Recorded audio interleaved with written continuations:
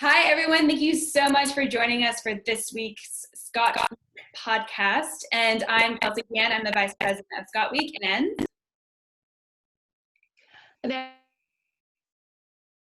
I'm Cindy McIntosh, and we're so excited today of our guest. We've been trying to get her on for quite a while now, and because of all the craziness in the world, it's taken a little bit of time to be able to do this, and I'm very excited. And without further ado,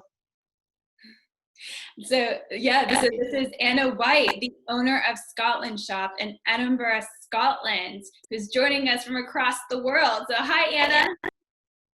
Hi, Kelsey. Hi, Cindy. Thank you for having me on the show. Thank you for being here. Thank you so much for joining us. Oh, thank you. I know, I love that chair you're sitting in and all of the amazing things that are surrounding you right now. I feel like I need to come and go shopping. I'm having a lot of shopping withdrawal right about now. Yeah, so this is the Edinburgh tartan on our throne. So if you come here to the shop, Cindy, you can sit in the throne and have your photo taken. So we always have this dream that when we open our shop in New York, that we'll have a similar throne, and that'll be done in the New York City tartan. Brilliant. So tell us about the Scotland Shop. When did you guys start? What do you guys have in your store, and where are you? And tell us more about it. So we started in 2002, so we've been around for a while now, and we were predominantly a web business for a long time, and then 3 years ago we opened this store here in Edinburgh, so our favourite city in the whole world. So yeah, I'm from Scotland. I've always lived in Scotland. I've had lots of jaunts around the world for various reasons, but I've always lived here, and very lucky to do so, I think. So you can see some examples of the things that we do around me. We do everything from, we are all about tartan, and we're all about 500 different tartans. So any clan, any family, any colour you want to match, then that's what we're all about. And we do everything from a piece of fabric to a full tailored suit, to trousers, garments, and whatever you want. And we custom make, so you choose your tartan, we custom make it for you. That's amazing. And so tell us more about those amazing pants. Are those pants, suspenders, and a bow tie that are all in the same tartan? Yes. So this is Musselburgh tartan, which is a town, so it's a district tartan rather than a clan one. And Musselburgh is a town just local here in East Lothian, close to us. So yeah, we made a whole special range for spring, good spring colours. So yeah, we did a whole range for here in the shop. In the Musselburgh tartan. But yeah, that's what we do. You come to the shop, or at the moment we do virtual appointments. So you can jump on a video call and we'll teach you how to measure as you go. It's quite good fun, actually. We have a lot of fun with it, and holding up swatches and telling you how to do the tape and things. But yeah, normally you would come to the shop and we'd measure you, and then we make your trousers to your measurements, or whatever garment you're looking for. A dress for you, perhaps. That's amazing. And how does somebody do that? Can they just go online into your website and sign up for an appointment to do that virtually with you? Yeah, absolutely. Yes, there's just a link at the top of every page, and you just jump on and you can book an appointment for around most of the time. Or at the moment we're not going anywhere, but yeah, so we do them anytime, day or night, really. So we have people from all over the world, so it's very interesting just knowing where people are, and we end up chatting more about Scotland or where that person lives and what their connections with Scotland are than anything else.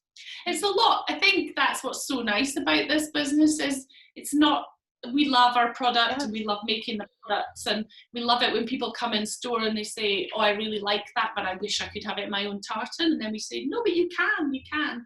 And so that's really nice. But I think what we really love is the whole story behind it, and you have all the clan histories, and all of our staff go through a whole training program all about clans and tartans, so that they are able to chat to people about their family history and where they've come from. And so there's lots of, I think it's about more than a product, isn't it? It's about a whole passion for Scotland and your roots And well, you guys know that because you have your Scottish roots that I know you're very proud of.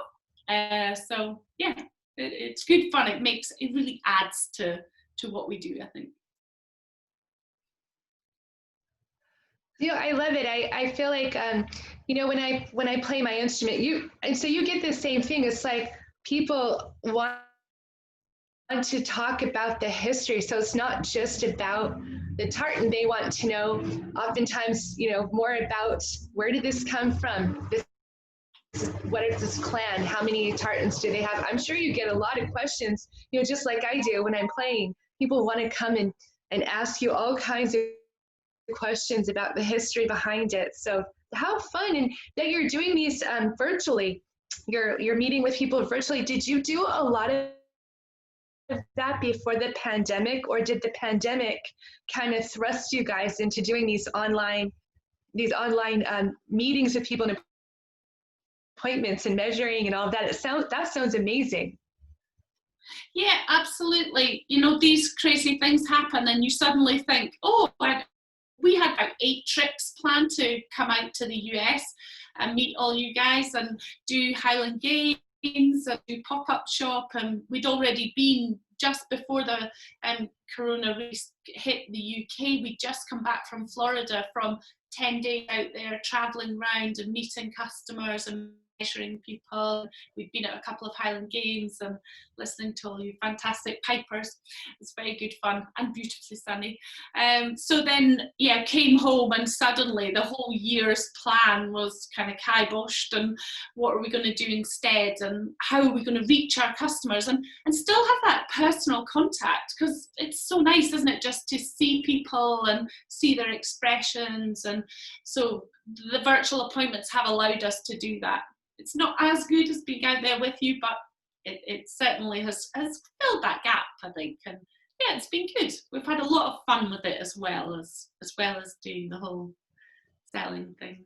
Yeah. And what are some things that you're really excited about implementing and developing as you have to take things more virtually and online and trying to grow your business and customer base? What are some things that you're really looking forward to implementing?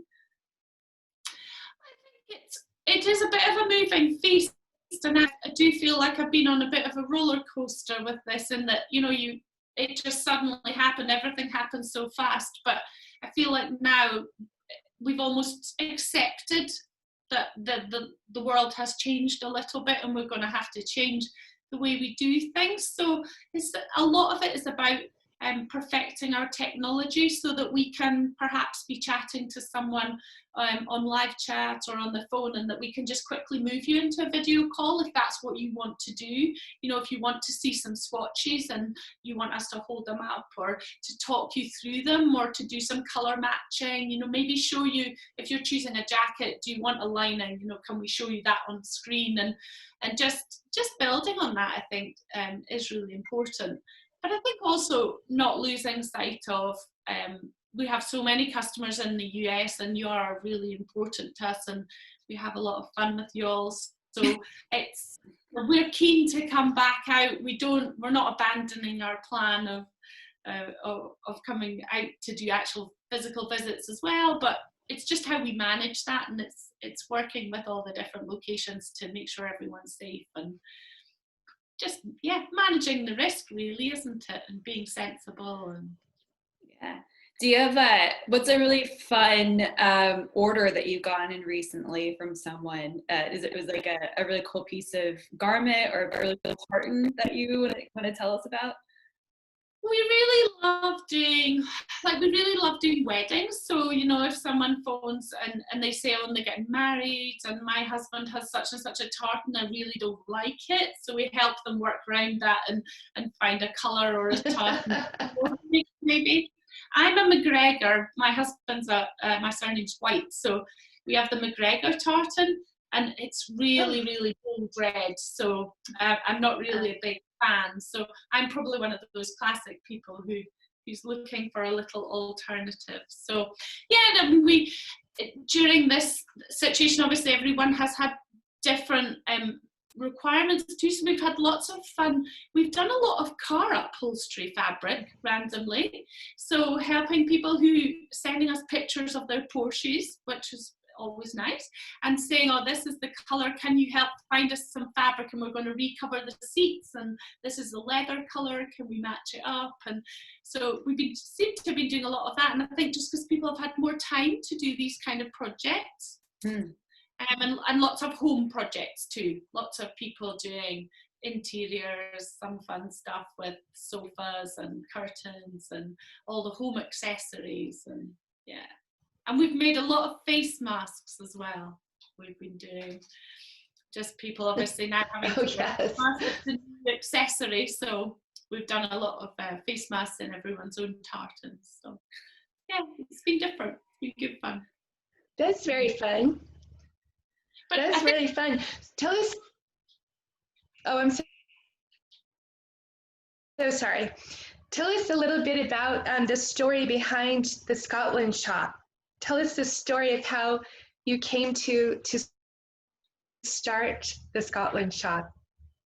So I'm married to a farmer, lovely Neil, who's very long-suffering, and so we live in the middle of nowhere. It's a very much a rural area, and I had a really nice job in Glasgow at the time when we decided to get married, and it was that kind of feeling of, we live 2 hours from Glasgow, at least a 2-hour commute, and it was that kind of feeling of, well, I need to get myself a job closer to home.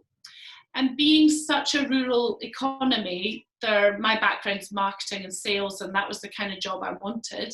And there just aren't really many companies locally who could offer that kind of opportunity. And so a lot of the reason I started Scotland Shop was really because I needed a job. But also I had really good knowledge of, I'd done some work locally, so I had really good knowledge of the local area and the businesses in the area. And where we're based down in the Scottish borders is really strong for textiles, and it's really famous.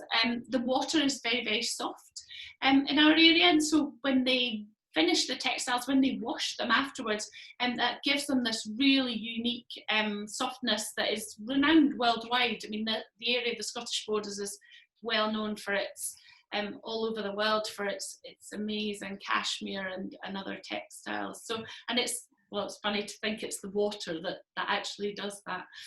And so our area obviously is massive on textiles. I love clothes, I love colour, I love just the feel of things.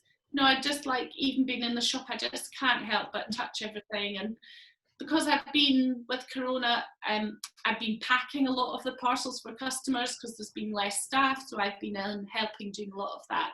And I love just laying the garment out on the table, and you can see all the colours and how well finished it is, and checking the stitching and the measurements and doing all that kind of quality control. So this area is really, really famous for that kind of textiles. And so I was really keen. At the time, there wasn't a lot of internet business. The internet was really just beginning. And lots of those local textiles companies were selling through agents and distributors into big stores abroad, but not really direct to the customer. So I decided to take the product and to sell it direct to the end user. So that's where it all began. And it just kind of snowballed, to be honest. You know, you start these things, and I was just in the bedroom of my little cottage where I began with a computer and some products, and you start that journey, and it's just grown and grown. And now we have 16 staff, we have 2 locations, and we've been doing pop-up around the world for the last couple of years. So it's gone truly international, which is fun. I love the international side. I love traveling, I love meeting people. So I make sure I'm on most of those trips. Well, congratulations to you on just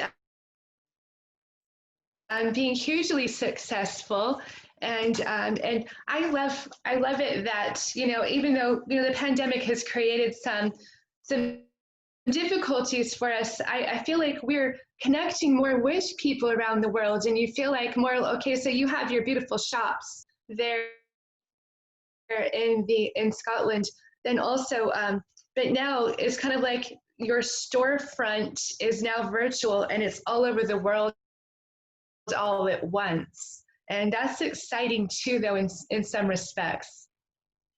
Well, and I feel like we've spent a lot of time when customers have phoned in, they've almost had more time to chat to us, or we've made a point, instead of just sending an email, that we phoned them and we've talked to them. Maybe their product's delayed because obviously some of the manufacturing has slowed down during this time, and it's been really nice just to talk to people and to understand, yeah, this is what's happening in Scotland. We're in phase 2 at the moment here and our shop's not open yet, and yet if you go just over the border into England, they've already got their shops open. And then I speak to you guys and you're at a different stage, and Kelsey's been to the gym. I mean, imagine. I can't even imagine when the gyms here will be open. So yeah, it's really balanced view of what's going on, because you're speaking to people in Australia, in America, you know, everywhere. So I think it's good, and I feel like we've done a lot of just helping people who needed a chat. You know, a lot of older people as well who phone in. We have a lot of our customers are older, and having just really good chats with them and checking they're okay. That's true. And I always ask this with people. So because we know we have a lot of expats from Scotland and the UK that come to Los Angeles, and some of them are our dear friends.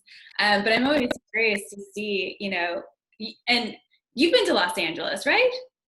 No, I haven't. No, I was coming in September, but no, I've never been.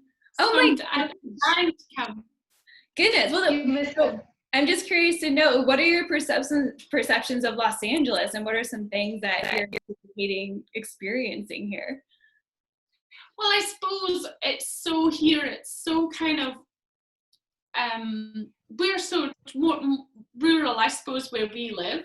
So, and then you come into Edinburgh and it's obviously a city, but it's not really a city. Like, you can walk everywhere in Edinburgh. It's really busy during the festival, but the rest of the time it doesn't feel that kind of full on, really fast paced environment. So I suppose that's what I expect of LA, and lots of glamour, lots of beautiful people, and just, yeah, I suppose it is that probably a very American view that we have, a kind of TV-based review, which is probably wrong. And that's what is really nice. We were in Florida earlier, and Florida wasn't really like I expected it to be, and it was really nice to meet real people there, and just chat to them and see how they lived, and understand that. So, because I think we see in the media what LA is like, and I'm sure there's lots more to it, which is why I can't wait to actually come and meet you all, meet some real people.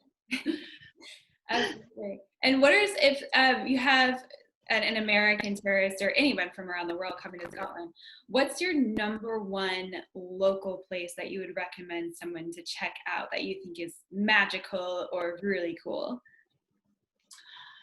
Well, it depends what they love. So I suppose we would always ask them what they like, because some people want something really off the beaten track, and if they're in Edinburgh and they've not got long, then, for example, just down from the shop is the Dean Village, which has got lots of history. It has a lovely kind of tranquil, calm feeling, and you can walk around, you can see all the old millstones, and they have all the old bakery things engraved, and it has a real feel to it. So that's somewhere we always suggest, if you want to go somewhere a little bit different but is still full of history, then go there. There's all the obvious things that people always visit, Edinburgh Castle, but they maybe don't realise, like, just when you drive around the area, I'm in the Scottish borders, and the little village I come from is called Gordon, and it's home to the Gordon clan, and it has this amazing tower, Green Now Tower, which is just kind of stuck in the middle of a field, but you can just, if you're in the area and you're driving along the road, you can just pull in, take half an hour, walk up the path, and here you are in this hundreds and hundreds of years old tower, and it's fairly intact.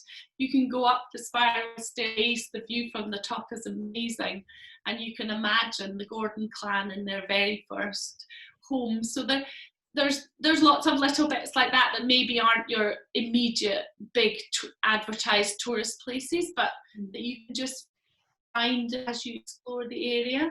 I would always say have a car, because Scotland's not that great on public transport, and I think lots of these little hidden places you'll find just by exploring in that way.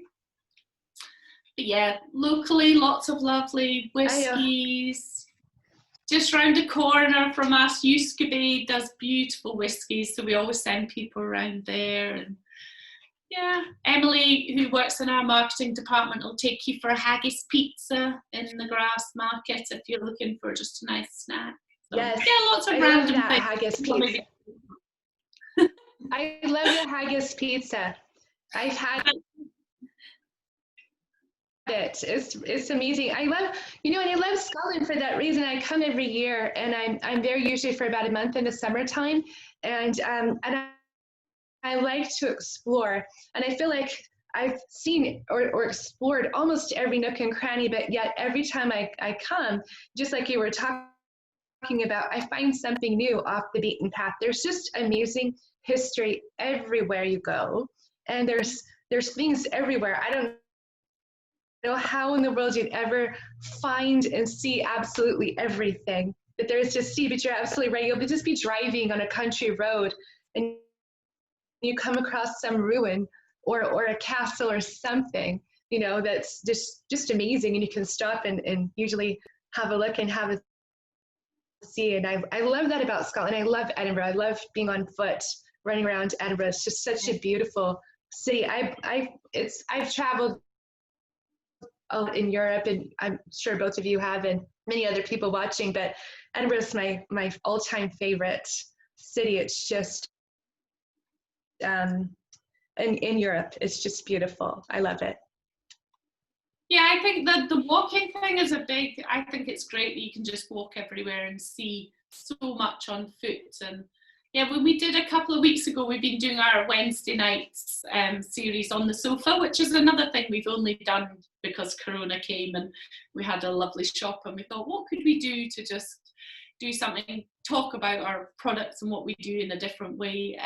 So actually it's turned more into an exploration of lots of different history and different things. And we did a whole series on Edinburgh, and that was, I learned loads from that. There was like, oh, I've never been there, or I didn't know about that. And there's just even random things like the Harry Potter connections, and yeah, all the little closies and the different stories behind them. So yeah, it's good fun. I think you're right, you never run out of something to do.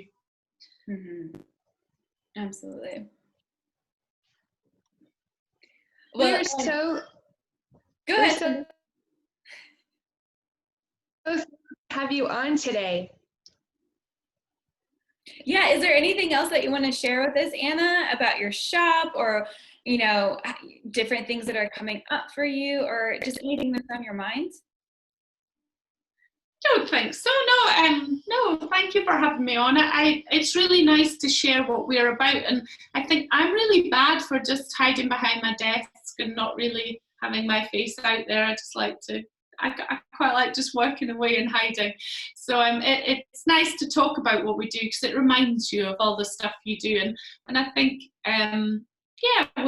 it's an exciting time for all. It's been really difficult. There's also, as you say, lots of different opportunities, and we look forward to coming out and visiting you all, but also to you all coming and visiting us here in Scotland, and so we can share what we have. And I think that's what all the staff love about working for Scotland Shop, is that we're like a big family, and we like sharing all these things with you, and we all have different kind of different stories, I suppose, and different things that we love about Scotland, so that we can share with you. So yeah, we're really excited. So Cindy and I have plans to go to Scotland pretty much all of September. So we were planning going in July, but it's going to be an issue with quarantine and all that stuff. So we're so excited to see you in September, and then again in April for ScotWeek 2021.